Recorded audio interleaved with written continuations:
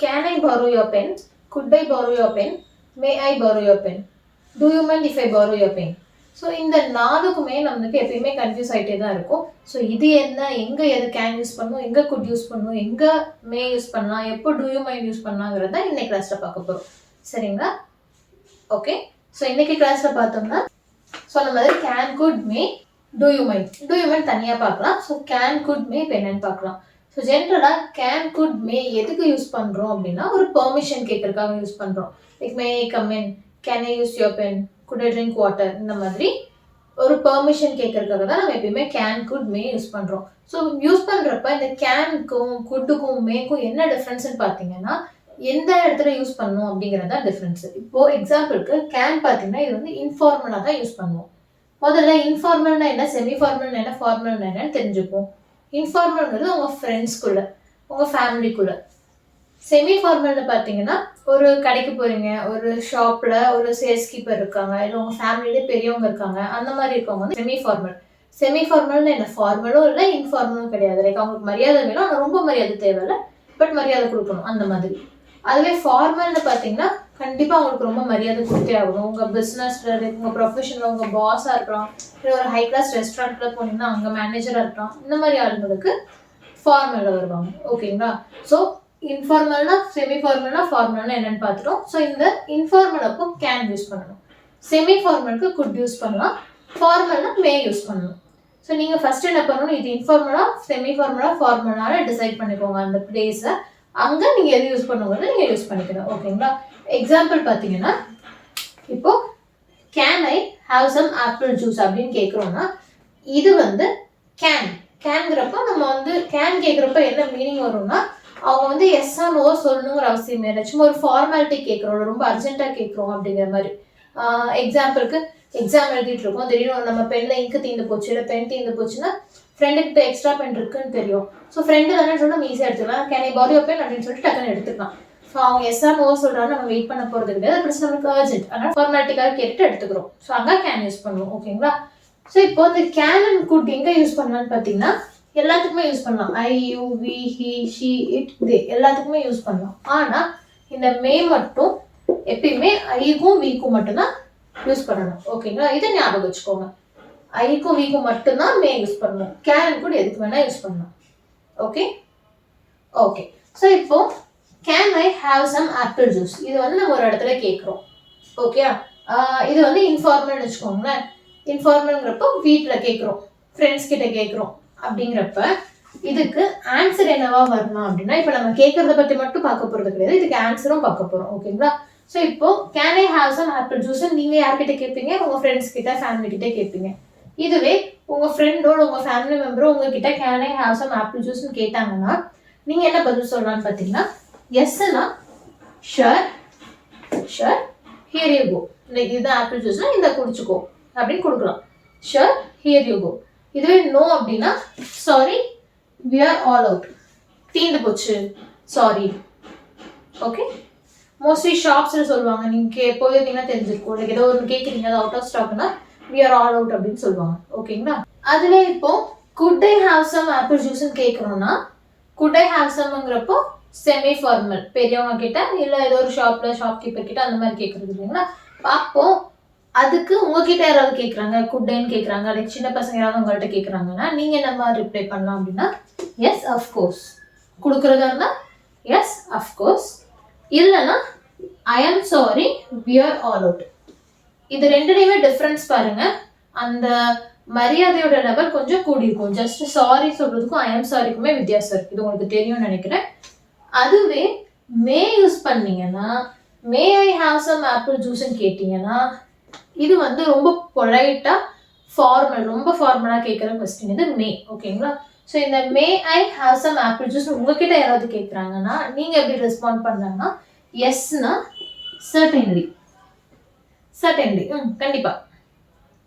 Nona I am afraid we are all out, I am afraid we are all out.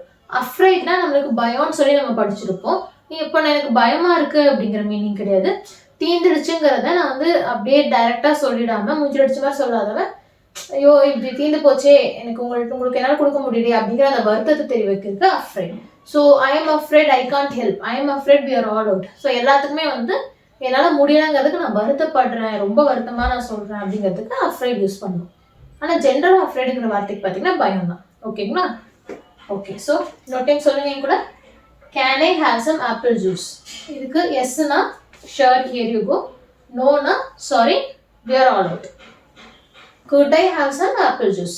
இதுக்கு எஸ்க்கு yes of course, நோனா I am sorry we are all out.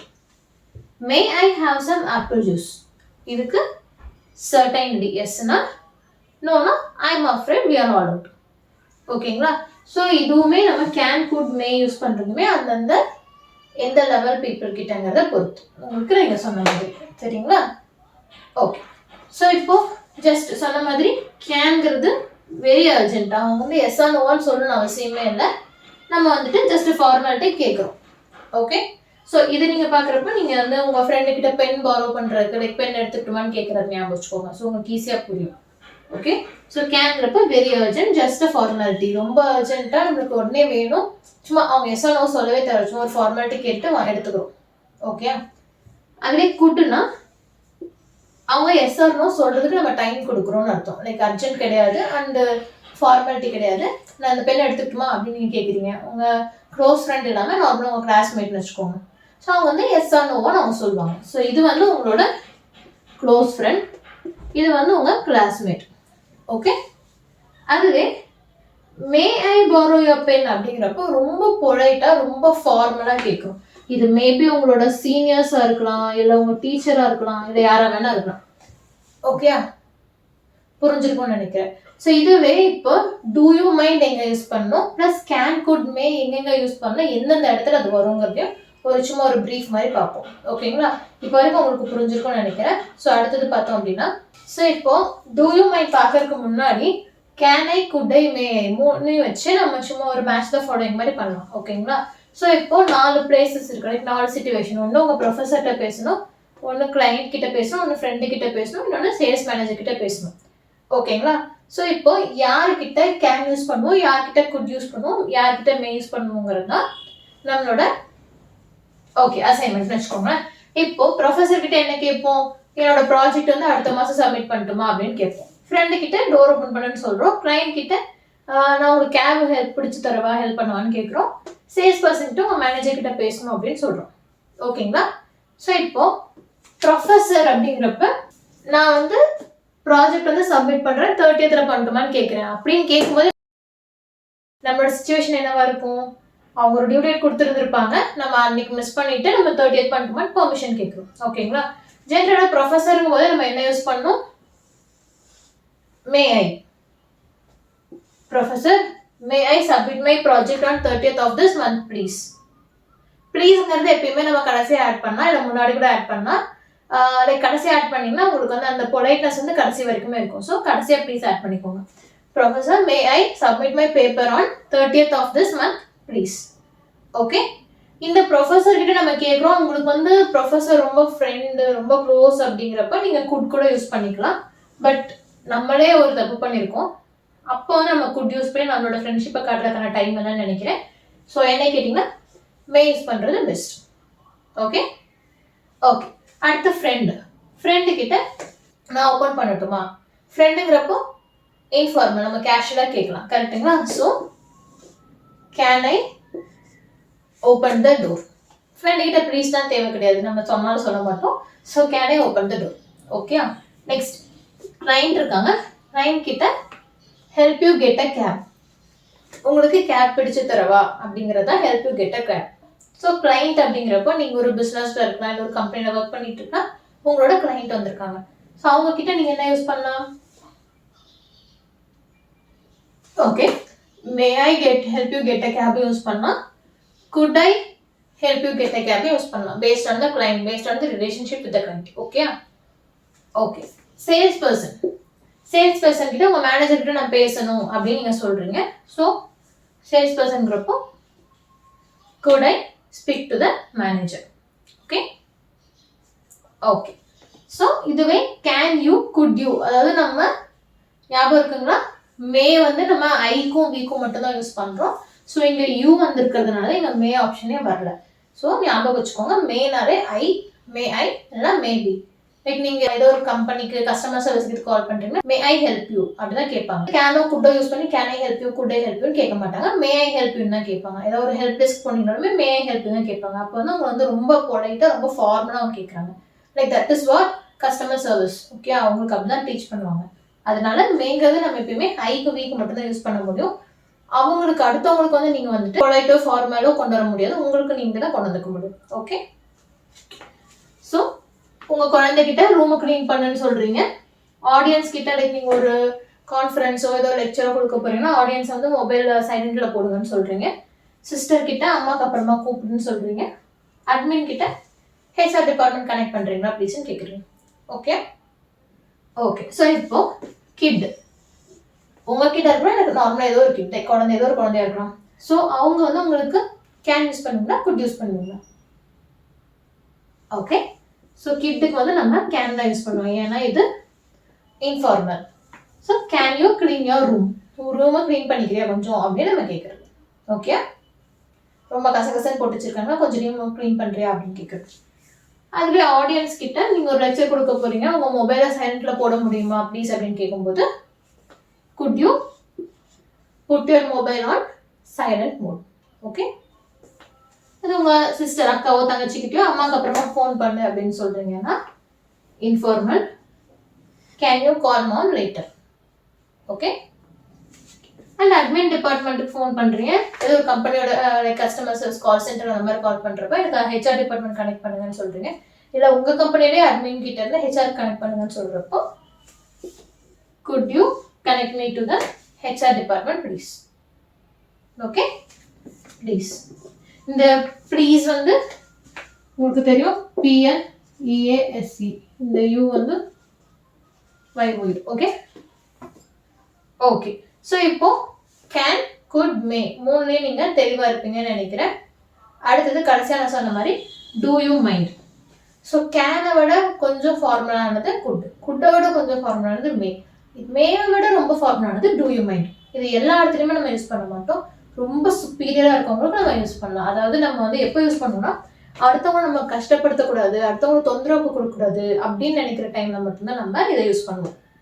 ஓகேங்களா, இதெல்லாம் நம்ம permission கேட்கறது. ஆனால் two you mind வந்து நம்ம ஏதோ ஒரு பண்ண போறோம், அது உங்களுக்கு தொந்தரவா இருக்குமா, உங்களுக்கு டிஸ்டர்பன்ஸா இருக்குமா அப்படிங்கிறதுக்கு தெரிஞ்சுக்கிறதுக்காக நம்ம யூஸ் பண்ண போறோம். ஓகேங்களா, ஸோ டூ யூ மைண்ட்ல இப்போ எக்ஸாம்பிள் பார்த்தீங்கன்னா do you mind if I borrow your pen.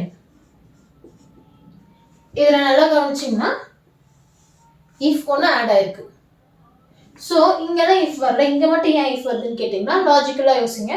Two you மைண்டுங்கிறப்ப உங்களுக்கு தொந்தரவா இருக்குமா, என்ன பண்ணா தொந்தரவா இருக்குமா அப்படிங்கிறத சொல்ல போறோம்.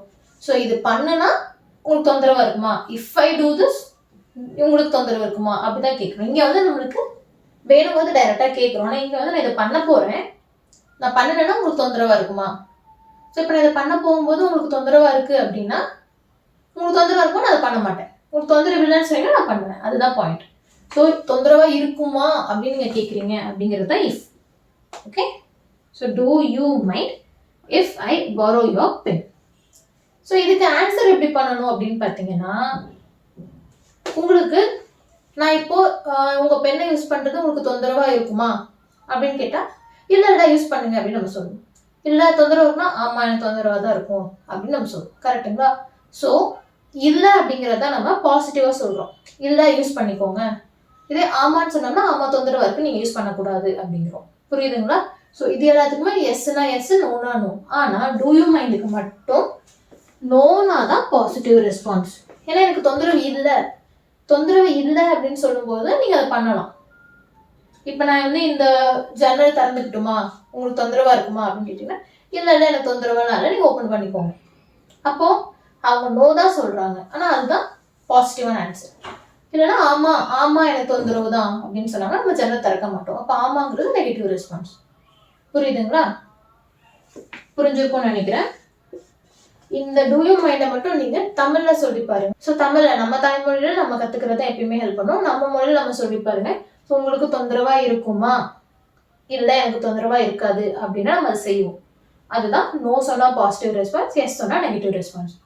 புரிஞ்சிருக்கும்னு நினைக்கிறேன். சரிங்களா? So can, could, may, do you mind இது நாலுமே எங்கே யூஸ் பண்ணுறோம், எப்படி யூஸ் பண்ணுறோம், எதுக்காக யூஸ் பண்ணுறோங்கிறத நம்ம பார்த்துருக்கோம். ஸோ இந்த கிளாஸில் உங்களுக்கு எதுவும் டவுட் இருக்காதுன்னு நம்புறேன். டவுட் இருந்துச்சுன்னா கமெண்ட் ரெடி பண்ணுங்கள். இன்னைக்கு நீங்கள் உங்களோட ஹோம்ஒர்க் என்னன்னு பார்த்தீங்கன்னா, கேன்லையும் குட்லையும் மேலையும் டூ யூ மைண்ட்லையும் ரெண்டு ஸ்டேட்மெண்ட் நீங்கள் ஃபார்ம் பண்ணுறீங்க. அந்த ரெண்டு சென்டென்ஸில் கொஸ்டின்ஸுமே நீங்கள் யார்கிட்ட யூஸ் பண்ண போகிறீங்கிறதையும் மென்ஷன் பண்ணுறீங்க. அண்ட் இன்னைக்கு கிளாஸ் முடிஞ்சதுக்கப்புறம் இந்த நாளையும் யூஸ் பண்ணி எங்கேயாவது ஒரு தடவையாவது ஒரு கொஸ்டினாவது கேட்க போகிறீங்க. சரிங்களா? கேட்டுட்டு அது எங்கே என்னன்னு கேட்டு எனக்கு கமெண்ட் ரெடி பண்ணுங்கள். Okay, thank you.